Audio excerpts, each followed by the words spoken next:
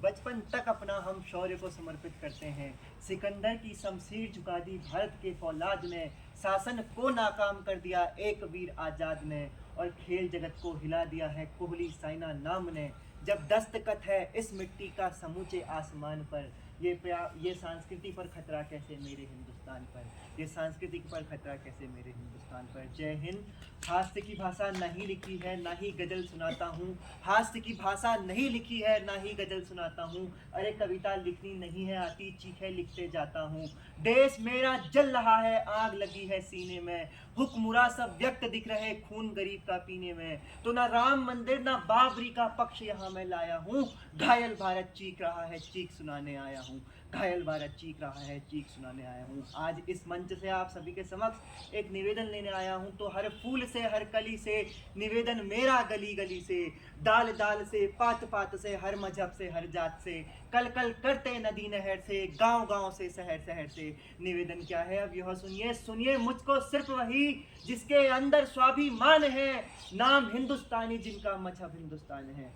तो जैसा कि हम अपने देश में आजकल चीज़ें देखते जा रहे हैं, हम दिखावे की ओर बढ़ते जा रहे हैं। जिस प्रकार से जब परसों राम मंदिर का उद्घाटन हुआ था, तब भी कई लोग अपनी श्रद्धा भाव को छोड़कर दिखावे के लिए चीज़ों को प्रस्तुत कर रहे थे। तो उसी प्रकार दिखावे के क्रम में पहली जो चीज़ है वो है अंग्रेजी भाषा को हम बढ़ावा देते हैं। बुरी बात नहीं है ये, क्योंकि भाषा एक माध्यम होता है अपनी चीज़ों को बढ़ाने का। लेकिन स्वामी विवेकानंद जी कहते हैं कि देश कभी भी पैसों से, कभी भी लोगों से नहीं जुड़ता है, वो जुड़ता है वहाँ के कल्चर से, वहाँ की भाषा से।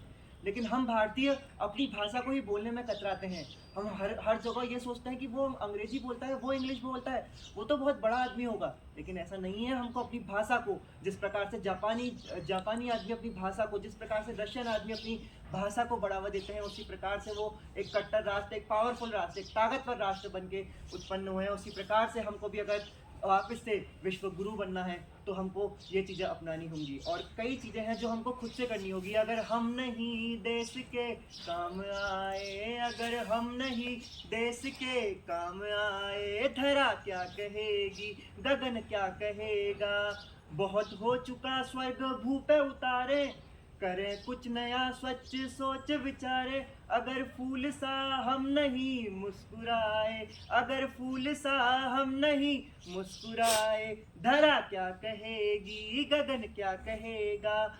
और जैसा कि हम देश में बातें कर रहे हैं, हम अपने कल्चर को भी भूलते जा रहे हैं, अपनी जो संस्कृति धरोहर है हमारी।